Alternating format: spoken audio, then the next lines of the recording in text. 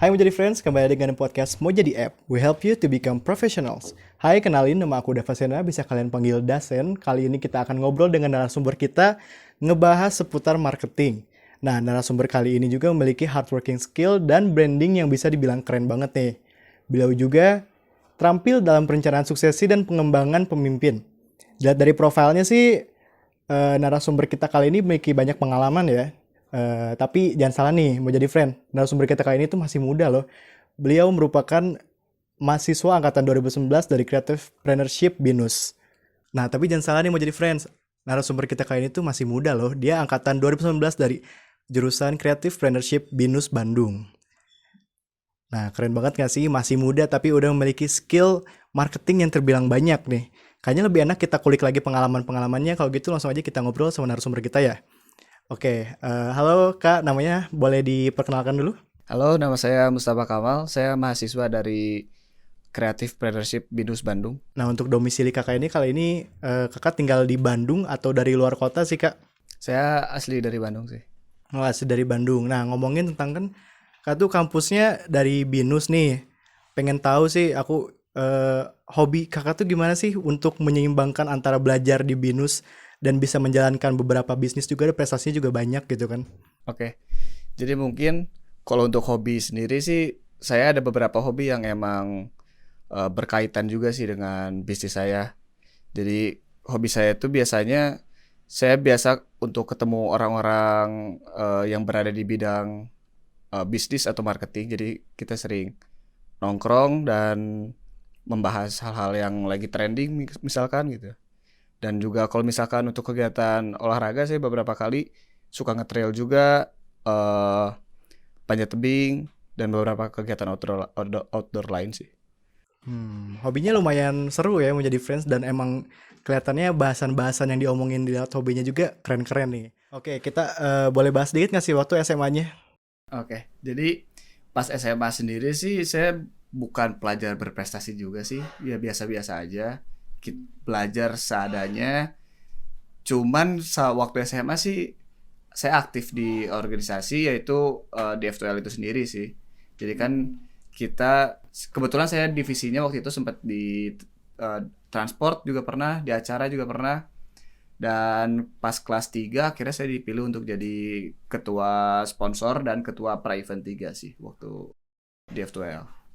Nah, waktu SMA itu sempet daftar SNMPTN nggak sih atau apa sih SNMPTN itu jalur undangan gitu pernah Ya, daftar nggak sih Kak? waktu itu sih nggak memasuki SNM, tapi sempat coba untuk SBMPTN.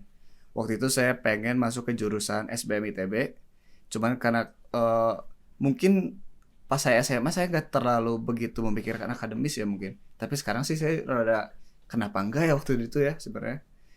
Cuman setelah tidak diterima di SBM ITB, saya coba pilih jurusan yang sesuai dengan yang saya ingin, tapi mungkin gak di negeri gitu. Akhirnya saya coba cari-cari beberapa kampus swasta yang programnya sesuai dengan saya, waktunya fleksibel dan emang sesuai minat saya. Akhirnya saya ngambil jurusan Creative Partnership di BINUS Bandung. Gimana sih rasanya waktu gak keterima SBMPTN itu dan apa ya cara pulih gitu dari kayak kan pasti sedih gitu kan gak keterima SBMPTN, gimana sih cara Jadi pulihnya? untuk SBMPTN waktu itu sempat sedih juga sih gak keterima ya. Cuman setelah dipikir-pikir gak dengan waktu yang ya ketika saya udah menjalani kuliahnya itu sendiri ya, ternyata gak melulu harus negeri sih sebenarnya menurut saya gitu. Karena banyak juga loh kampus-kampus swasta yang emang bisa bersaing juga. Dan juga sebenarnya kalau kalian mau sukses sebenarnya bukan karena kuliahnya di swasta atau negeri Sih karena sebenarnya. kitanya sendiri Tapi gitu dari kan. kitanya sendiri, dari kita mau belajarnya, dari kita mau melakukan aktif gitu ya. Kita aktif untuk mencari ilmu. Sebenarnya cari ilmu sih di mana aja sih. Bahkan kalau saya pribadi, mungkin ilmu dari kampus sendiri itu mungkin hanya 50%. Karena itu hanya theoretical gitu. Sedangkan prakteknya belum tentu sesuai prakteknya gitu. Karena ada beberapa hal yang mungkin secara teori benar, cuman secara praktikal kita harus berkompromi dengan itu. Ya, kita improvisasi lagi pas Ya, di kita lapangan gitu improvisasi ya. lagi. Sebelum langsung masuk BINUS sih pernah sempat nyari, maksudnya kan emang nyarinya akhirnya ke BINUS karena paling sesuai kan. Ya, Apa ada sebelumnya lihat-lihat di jurusan lain nggak sih? Oh enggak sih, untungnya ya mungkin gak banyak yang kayak saya yang emang dari awal tuh udah langsung pengen, ah udahlah saya jurusannya udah sesuai dengan ini gitu. Jadi emang udah pengen gitu Iya, ya? karena saya dari awal udah tahu mau kemana, cuman tinggal memilih kampusnya aja gitu. Oke, oke. Oke, kita langsung tanya aja nih, waktu SMA tuh kan itu udah direncanain nih, mau masuk jurusannya, masuk jurusan apa, ntar ke depannya mau masuk kampus mana, itu gimana sih waktu cara nentuin dan apa ya sebutannya tuh, untuk dapetin si hal itu, strateginya tuh gimana sih untuk mendapatkan hal itu? Oke. Kalau dari awal pemilihan kuliah atau jurusan gitu ya, saya tuh emang dari kecil emang suka untuk bisnis. Jadi saya mungkin dari SD atau SMP, saya udah beberapa kali juga bikin bisnis. Cuman bukan bisnis yang serius karena kan di saat di umur itu belum punya ilmunya ya. Iya. Cuman eh dibantu juga oleh orang tua, jadi saya coba pelajari sedikit demi sedikit dan saya merasa suka dan tertarik di bidang itu sih. Cuman kalau misalkan minat yang lain sih saya dulu sempat bingung juga ya untuk milih jurusan. Cuman akhirnya karena saya pernah melakukan bisnis dan saya tertarik dan suka dan ingin mendalami, akhirnya ya saya pilih jurusan bisnis sih. Oh, jadi milih jurusan bisnis itu karena emang suka dan pengen mendalami gitu ya? Iya, betul. Jadi karena emang ngambil itu emang udah passion aja gitu dari kecil gitu, emang iya. udah suka gitu. Oke, ini sekarang aku mau tanya beberapa tentang pengalamannya kakak nih. Kan ini ada banyak pengalamannya. Pertama pernah jadi kepala sponsor F2WL, pernah jadi manager of operation di Grid Auto Parts, bahkan jadi founder dan CEO di Backyard Mates ya, Backyard Mates. Terus sekarang ini lagi magang di jadi branding marketing SVH ya. Iya, betul. Boleh jelasin nggak sih tentang pengalaman-pengalamannya, gimana bisa jadi kepala sponsor F2WL atau pas jadi manager of operation di Grid Auto Parts, itu boleh dijelasin nggak sih? Oke. Mungkin dari pas awal jadi ketua sponsor dulu ya. Ya, boleh. Jadi si sponsor ini kita tuh waktu di F2L tuh untuk yang belum tahu itu acara bazar SMA 2 dan kebetulan saya angkatan 2019. Untuk pekerjaan atau job desk-nya sih waktu itu saya disuruh nge-approach ke perusahaan-perusahaan. Jadi kita bikin dulu proposalnya, kita offering nih kira-kira apa yang bisa menguntungkan untuk brand dan apa yang akan kita kasih ke brand gitu. Jadi kita bikin dulu proposalnya, kita approach nih ke perusahaan-perusahaan, kira-kira apa, misalkan dari perusahaan-perusahaan juga mereka kan kadang negosiasi yang nggak mungkin tertulis dari yang sudah dibuat dari awal gitu. Jadi kita ada negosiasi sampai akhirnya dealing gitu. Waktu itu kalau nggak salah kita dapat sekitar, saya lupa tepatnya mungkin 9 perusahaan dan dapat dana sekitar 115 juta gitu ya kalau nggak salah. Oh, berarti Kurang lebih. pitchingnya bagus banget ya, itu bisa dapat 9 perusahaan dan dapat hampir 100 lebih gitu ya. Iya, dan ada beberapa juga perusahaan yang emang kita tuh dari tahun-tahun sebelumnya sudah pernah jadi sponsor juga, jadi kita tinggal negosiasi ulang karena sudah punya trust dulu kan dari tahun-tahun sebelumnya gitu. Oh, Jadi iya, udah build yang trust paling sebelumnya penting sih gitu. kita menjaga nama baik juga gitu. Mungkin itu sih kalau untuk yang sponsor. Sekarang boleh jelasin waktu jadi ini nggak, manager of operation di Grand Auto Parts itu? Oke. Jadi Great Auto Parts ini perusahaan yang bergerak di bidang spare part mobil, terutama mobil Eropa sih, mobil Mercy, mobil BMW dan juga ada Jeep sih. Nah, yang kita jual itu rata-rata velg, body parts gitu atau interior. Nah, barang-barang yang kita ambil itu dari impor. Nah, pekerjaan saya itu di situ kita memaintain bagaimana dari kita mencari barang di luar sampai dikirim ke sini, kita hitung barangnya, value-nya berapa sampai harga sini, kita tentuin harga, lalu nanti akan dilempar untuk dijual gitu. Jadi itu juga hobi juga ya si Ya, Grand Auto betul. Parts itu kan, orang-orang yang suka mobil Eropa kayak BMW, Mercy Ya. gitu. Emang kadang suka ada yang pengen modif-modif gitu kan ya. Betul.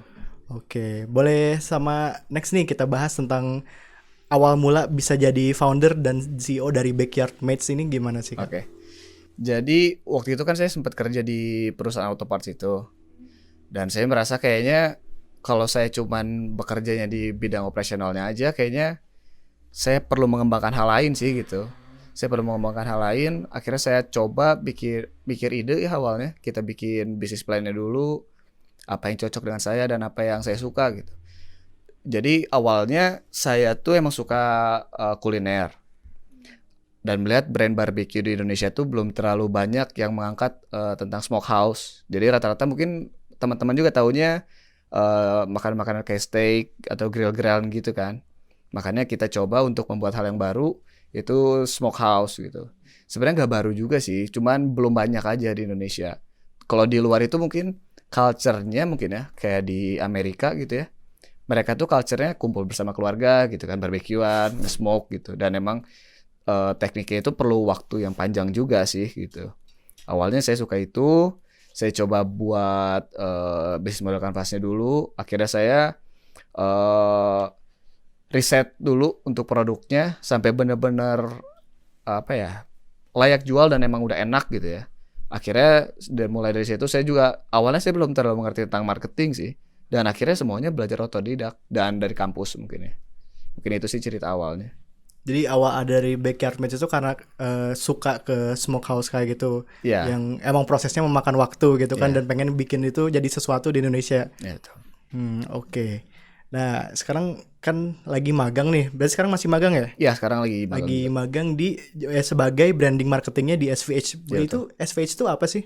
Oke, jadi SBS ini dia tuh sebuah brand fashion, cuman mereka bergerak di slow fashion. Jadi kalau banyak orang yang belum tahu tuh produk yang kita sering pakai itu sebenarnya fast fashion. Jadi fast fashion itu produk yang mereka menjual kuantitas gitu. Sedangkan kalau si slow fashion ini mereka mengangkat sebuah isu misalkan kayak ramah lingkungan. Jadi produk-produk yang dipakai itu mereka memproduksi dengan barang-barang yang Recycle gitu. ya recycle atau misalkan pakai pewarnanya mungkin kan kalau ini kan pewarnanya dia nggak alami gitu ya. Kimia gitu kan. Ini alami gitu. Iya, jadi mereka pakai pewarnanya alami gitu. Keren nih.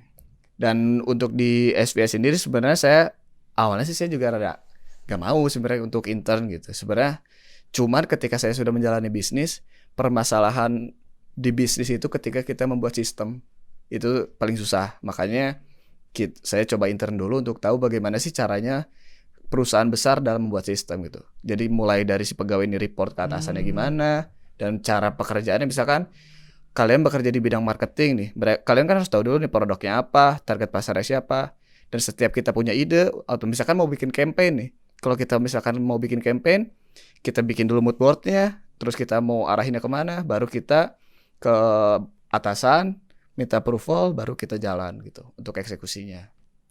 Jadi lumayan ini juga ya, menantang ya si posisinya jadi branding marketing itu ya. Ya, betul. Saya dulu juga saya pernah freelance di PH juga kan. Kalau misalnya ada perusahaan yang bikin campaign kayak gitu, emang mikirin mood board yang kayak gitunya emang yang paling lamanya gitu kan prosesnya, dan target marketingnya gimana.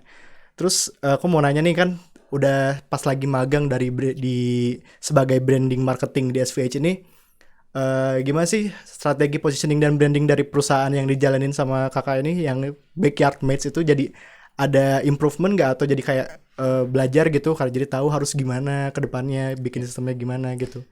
Jadi maksud pertanyaannya itu kalau misalkan setelah intern apakah ada yang bisa kepake di usaha aslinya gitu? Iya. Oke, jadi kalau untuk misalkan dari ilmu yang saya dapat dari intern itu, mungkin saya lebih tahu dalam memanage karyawan sih.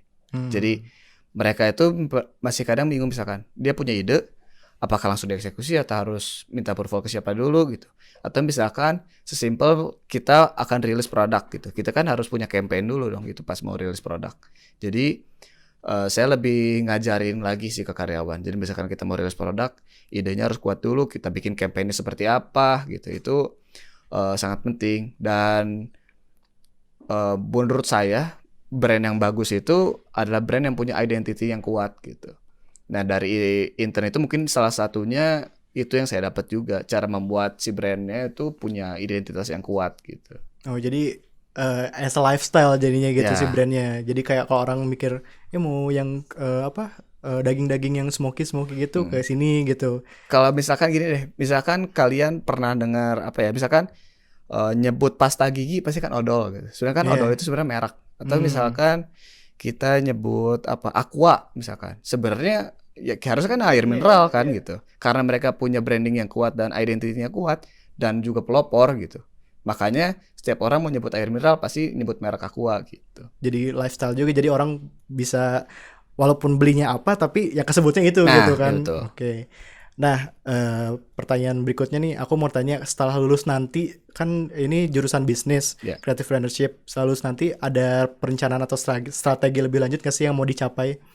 Oke, kalau buat saya sendiri sih, saya merasa kalau misalkan untuk menjadi pengusaha yang hebat harus tahu dulu nih ilmu skillnya seperti apa gitu. Karena experience-nya itu sangat perlu untuk diterapkan di bisnis. Jadi untuk saya sih mungkin saya akan menjadi expert dulu di bidang saya dan baru akan scale up bisnisnya sih gitu.